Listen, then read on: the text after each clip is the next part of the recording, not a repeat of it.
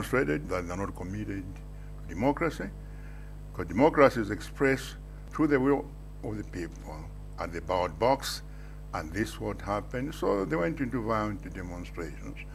And I'm concerned about the president said that in the future, whenever somebody loses an election, they don't want to start violent demonstrations. I think it's very unfortunate, but in any event, there's a case coming out, and we'll wait and see what happens. Actually, your response, Your Excellency, ties nicely with the question that we had from Victor Samati, who wrote us from Chikwawa. He says the HRDC has been mobilizing some citizens to demonstrate against your government. They have been changing their demands, but what has been consistent is the demand that the Malawi Electoral Commission chairperson, Dr. Janus SC, resigns. The HRDC, MCP, and UTM are accusing her of mismanaging the May 21 elections, and at some point they directly asked you to fire her. Why do you refuse to fire her? She hasn't done anything wrong. They have gone to court to demonstrate there that she mismanaged the elections. They haven't demonstrated that yet. I will see the ruling of the court. So I see no reason to fire her.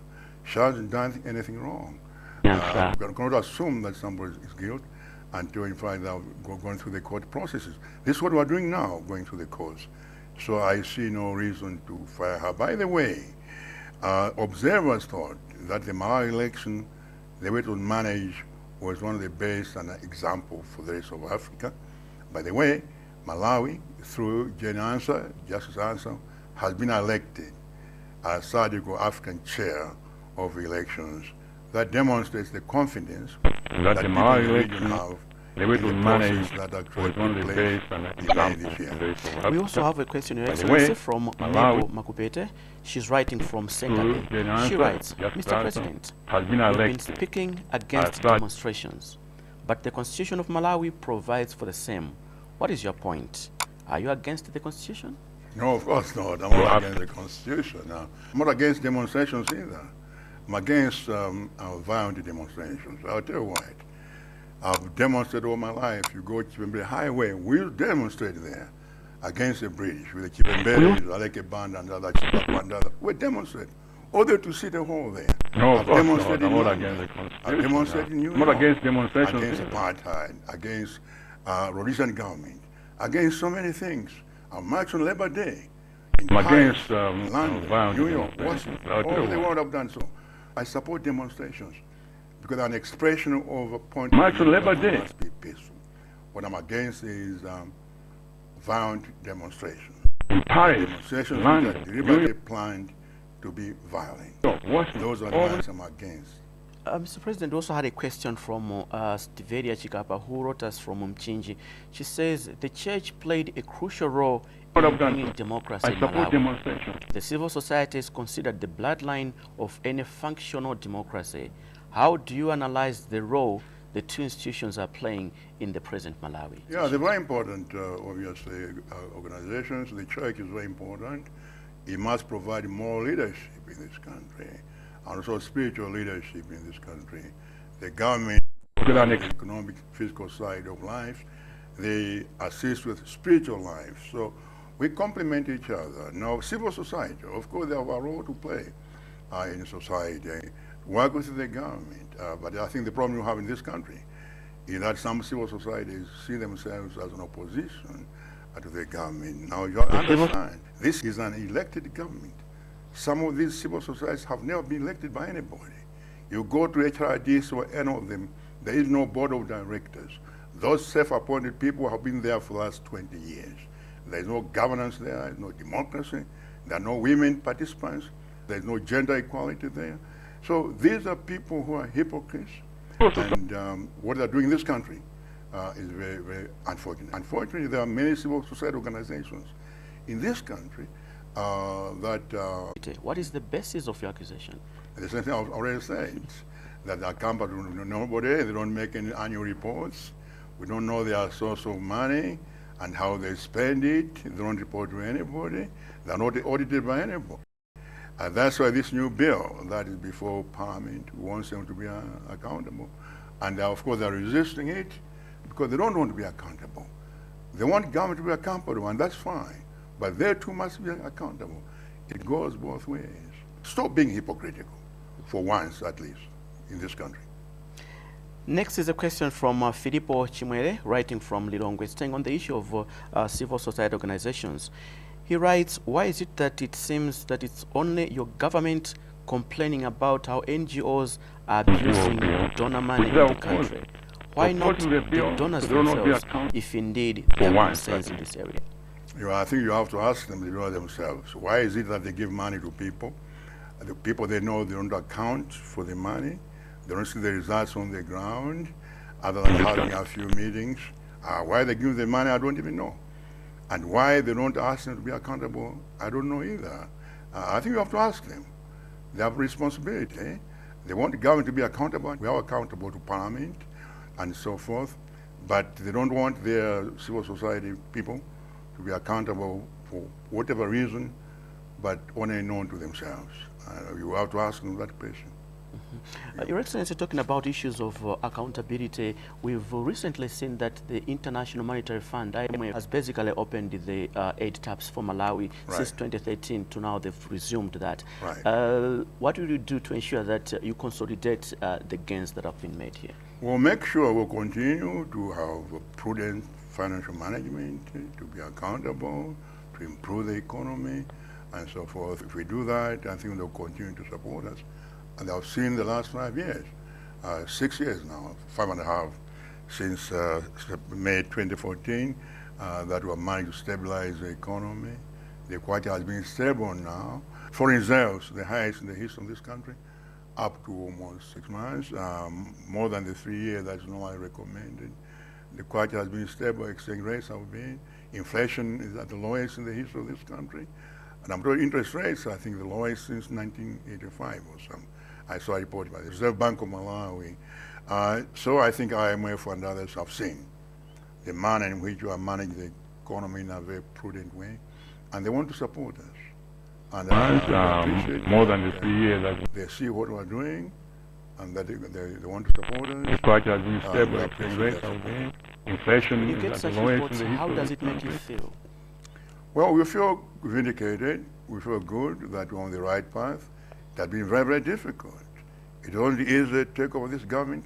And the first government to run this country without budget support for 5 years. It wasn't easy. And we still managed to keep the country together. So we feel good that I think we have been vindicated. They feel we've done a good job, and that we'll come back as partners to work with us in developing the country further. Well, this is a Talk to the President on MBC. It's a program where we give the President an opportunity to respond to your questions, and of course we are privileged to have His Excellency the President, Professor Arthur Peter Mutharika, responding to your questions. We'll be right back. Well, we vindicated. They feel we've done a good job. Well, this is a Talk to the President on MBC.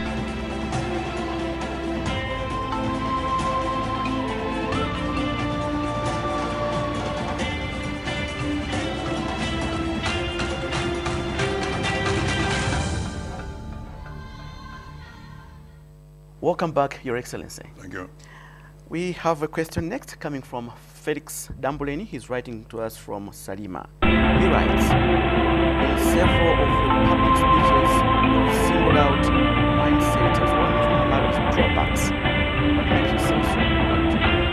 What the need for mindset change? Well, I think we need to change our attitude. I think we need to believe in ourselves.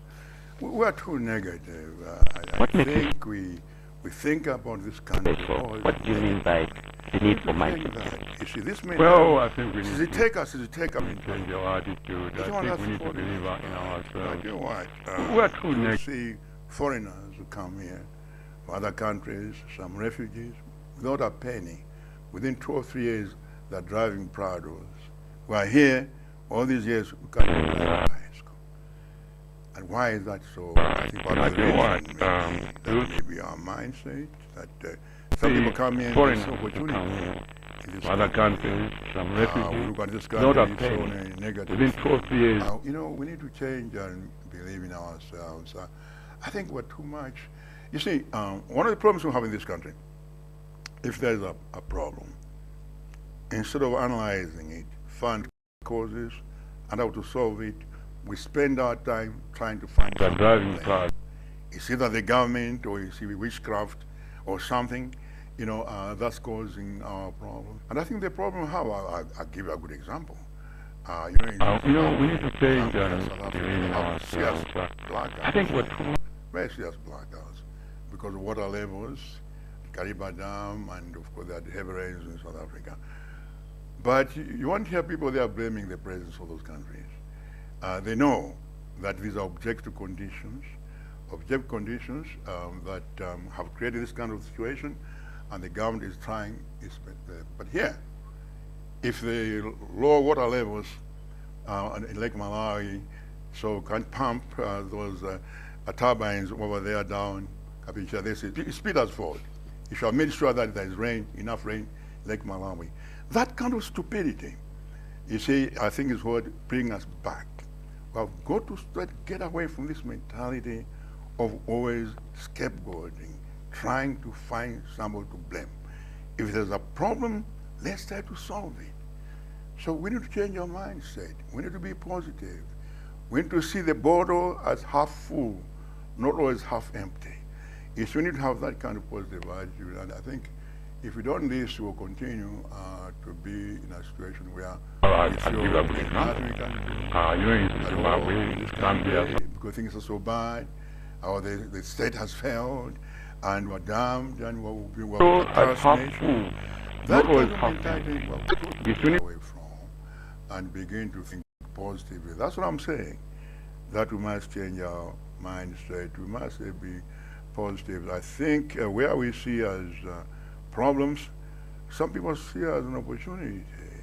The example I gave you, I don't know, I was giving a speech somewhere, I don't know where it was, of that person who sent two people on an island, a shoemaker, and two people came up with two different points. One person said, nobody wears shoes there, so there's no point, in fact, of having a shoe factory there. The other person said, there are no shoes there. Nobody wears shoes. So it's an opportunity to set up a shoe factory. And he fought the second report and set up a very successful shoe factory. So two individuals, the same situation, seeing it different. One person saw it positively, the other person negatively. This is what I'm trying to say. It's not always that the bottle is half empty.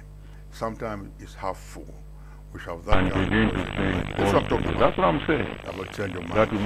Your explanation, Your Excellency, you talked about the issue of rainfall, people blaming you for not receiving rainfall in the country. You recently traveled to Spain, where there was a climate change conference. Yeah. And how do you look at the issue of climate change in Malawi? How affected are we? Oh, very much so. Very much so, as you know, for example, the water levels on the lake. If you go to the wrong way, you look at the bridges, under most of those bridges, half of them there's no water. There used to be water, there's a river running, now it's sand. You go, you see the heavy rains that are coming, winds. All these things are caused by climate change, no question about it. Carbon emissions, it's a serious problem, it's affecting us in a very, very major way. And that's what we were trying to say in Spain. And also we're saying, look, 90% of these emissions have been caused by the developed countries. And yet the developing countries are the ones that are suffering the most, and that they have a responsibility and to make sure that they make some kind of reparations, assist us to meet the challenges of, so that we can set up resilient programs to mitigate the challenges of climate change. And as you know, the issue has not been successful. The issue of the carbon thing has not been concluded, but we'll conclude next year. There will be a conference in London, COP26. And we'll go and make the same case again. And make sure that developed countries follow the Paris Agreement and that they assume their responsibility. Next is a question from Albert Colio, writing from Cholo. Your Excellency, he writes, there are ongoing murder cases of elderly people in the country. Elderly people are being accused of being witches and they're being murdered in cold blood, especially in rural areas. What do you make of these murders? It's very unfortunate that we have these murders going on in this country and elderly people being accused of Whenever anything happens there, it's because of them. If somebody dies, it's because of them. I remember when I was growing up in Cholo, there was a lady called my Nanjus. I stayed there at Manga's village. Whenever it didn't rain, she was accused of Manga Mvula. This commission would come whenever anything happens there, it's because of... She's being accused every year. My Nanjus by some Manga Super. For some reason, after she was arrested, then the rains came after that. But it was just coincidence. But the thing is, it's not anything new, blaming the elderly for these kinds of... Blame somebody down. And again, it's a mindset issue and ignorance that we need to get away from. The elderly people have played their role, have contributed to the country, and certainly people go there and putting this kind of situation in jeopardy just because they're elderly. It's unfortunate, but of course a product of ignorance, but also negative mindset. It's the fault of that. That's why we're having famine here. It's because of that man or woman. It's accused every year. Which we talked about earlier. We do. Because it's holding us back. We're not moving forward with this kind of thing. As a country, we're not. Well, Your Excellency, I think we have to leave it there for this edition. For some reason, after the rains came up. Well, first of all, enjoy this. Thanks for coming. It's been a long time since the elections, but things have been hectic. Let me just say that during this festive season, I think we need unity in the country. We need to love one another. The violence that has taken place last 6 months, unfortunate. We need to forgive each other. Various people have wronged, we all have wronged each other. We need to put that behind us and try to build this country. You see, one of the unfortunate things about what has happened is that it has created, the violence here has created a spirit of lawlessness. I just heard as I was coming, I just found that I believe it's in Kamenya, Kasungu, that people there have burned the police station. Because I think there was a thief who was arrested by the police, and the people there wanted him to be surrendered to the police. Of course, the police are not going to surrender a person to them so that they can kill him. Of that situation, and I think another one in Kasungu just was coming, that what happened, a child was killed or found dead in a store belonging to a Burundian, and I think partly was eaten by a dog, apparently, which is very, very sad indeed. And that's led to riots and looting and so forth. Now, what has happened is we have created a situation of lawlessness in the country. The kind of thing when I was dog, students, burn their own secondary school, and that's led to their own school and burn it. What kind of thinking is this? Where are we going? Riots and looting. They know that they'll be chased away. What has happened is for several months, they'll come back. But the exam calendar will not wait for them, and they want to be ready for exams, and they won't pass their MSCC. And if you don't have MSc in this country, these days, you won't get anywhere in life. How can students burn their own secondary school? You see, a bridge that was built, go and destroy it. For what? So we need to get away. That's all we had time for in this edition of Talk to the President. It was coming to you from Sanjika Palace in Blantyre. We had the privilege of having His Excellency the President, Professor Arthur Peter Mutharika, respond to your questions. Write to the producer, Talk to the President, Malawi Broadcasting Corporation, P.O. Box 0133. And the President will be right here to respond to your questions. This has been Vincent Konyongwa. Bye for now.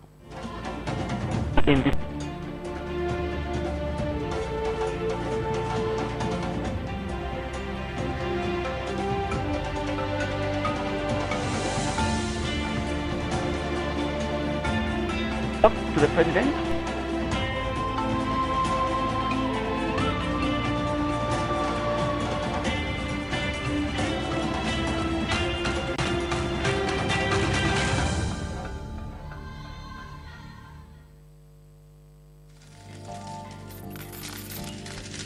Make every tambala of your advertising budget come. Reach your target. Grow your brand with the market leader. NBC, your reliable, trusted, and mature companion. NBC, inspiring the nation. Budget come. The biggest event in Malawi is finally here. NBC Innovations Awards 2019. Patriotism, integrity. Friday, 20th December 2019, all roads lead to Sajika Palace with the guest of honor and host NBC Innovations Awards 2019. Professor Arthur Peter Mutharika and the First Lady, Madame Professor Gertrude Mutharika. We're delighted to attend NBC Innovation Awards. I'm encouraged that NBC has been steadfastly in promoting progressive values. NBC with the guest of honor and host, His Excellency, the President of the Republic of Malawi. Patriotism, integrity, and hard work. NBC has worked from cornerstones of our economic prosperity.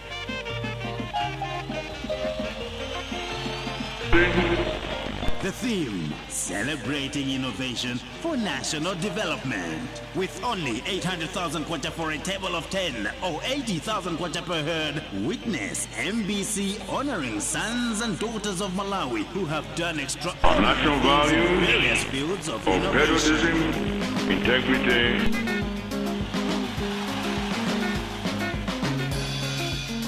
The 2019 NBC Innovation Awards has been made possible with contributions Honoring things in various Ejenko, ESCOM, Reunion Insurance, fields of innovation. Malawi Bureau of Standards, and Tobacco Commission, NOCMA, Manta Water Board, Lilongwe Water Board, Malawi Gaming Board, Southern Region Water Board, MAST, Higher Education Students Loans and Grants Board, MERA, Salima Sugar, Reunion Insurance, Reserve Bank of Malawi, Malawi Bureau of Lilongwe China Grand Business Park, Malawi Institute of Management MIM, MEDEF, Tiveta, and Chombe Foods Limited. NBC Innovations Awards 2019. MBS, Inspiring innovation. The biggest or nothing. 87% viewership. While others broadcast to their friends and families, we broadcast to millions. Get maximum results from your advertising budget. For great results, advertise with the market leader. NBC, your reliable, trusted, and mature companion. NBC, inspiring the nation. This is NBC.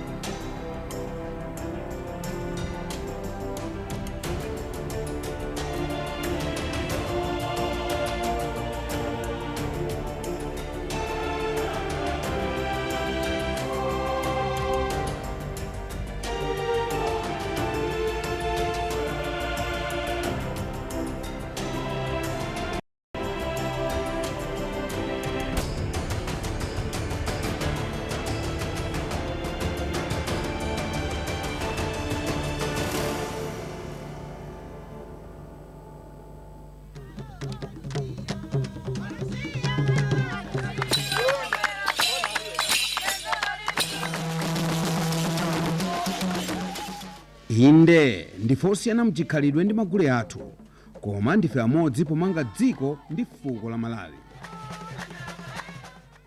Malawi umodzi mchikhalidwe chosiyanasiyana. NBC, inspiring the nation.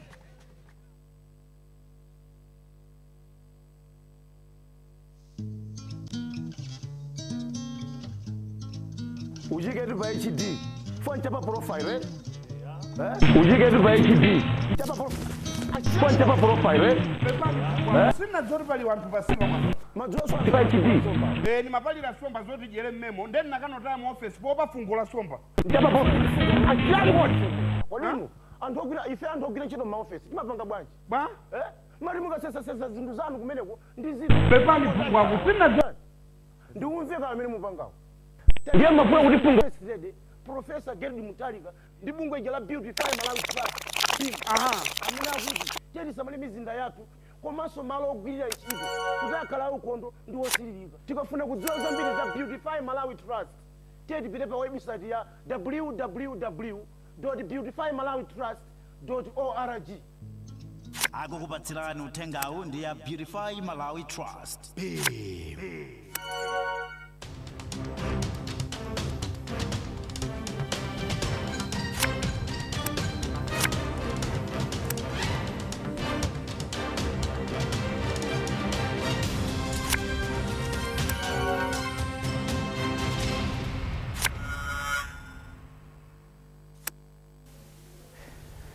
Ndine Kondwani Chinere ndi nzangayo Lenile Mponda ndipo tafika ndi nkhani za mmawa kuno ku MBC. Poyamba nayi mitu yake.